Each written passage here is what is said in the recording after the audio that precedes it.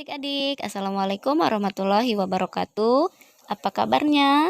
Semoga kita semua dalam keadaan sehat dan jangan lupa selalu semangat belajar ya.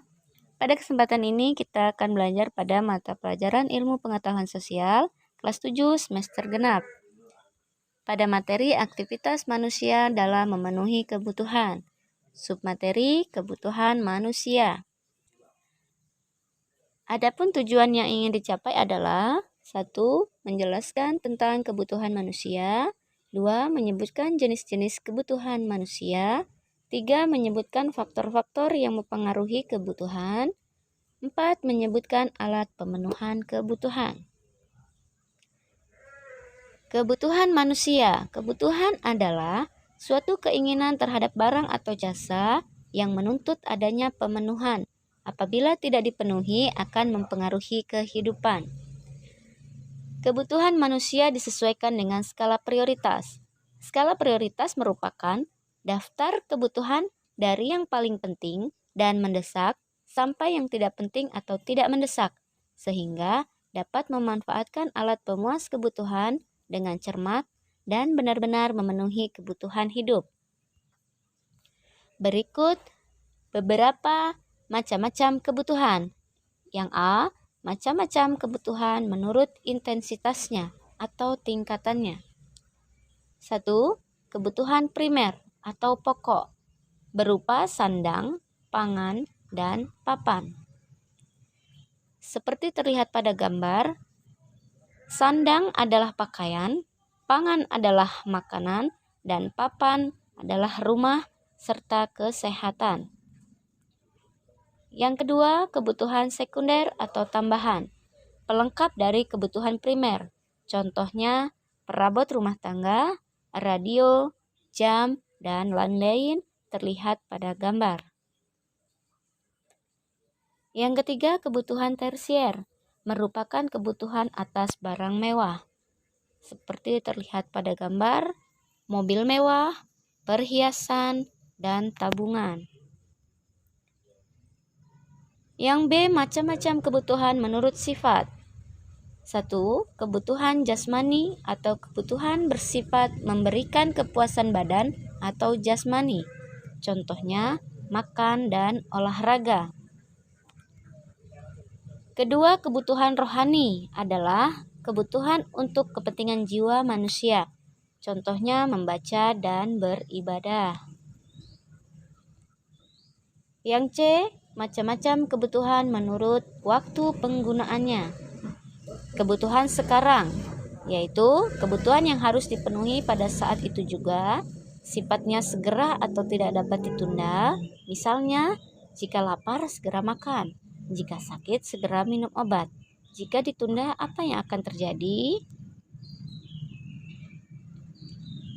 Kebutuhan yang akan datang, yaitu kebutuhan yang dapat dipenuhi kapan saja, sifatnya dapat ditunda pada kesempatan lain, dan belum dianggap sebagai kebutuhan mendesak. Misalnya, menabung, membeli jas hujan pada musim panas. Yang selanjutnya adalah kebutuhan menurut subjeknya.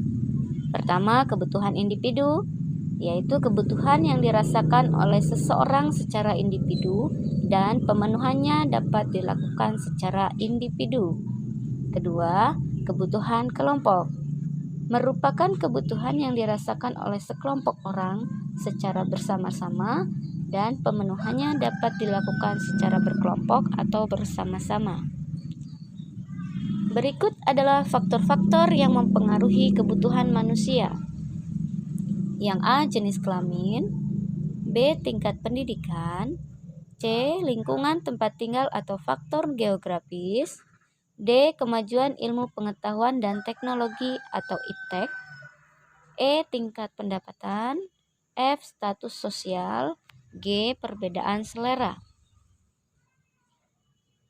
Selanjutnya adalah alat pemenuhan kebutuhan menurut kelangkaannya atau cara memperolehnya.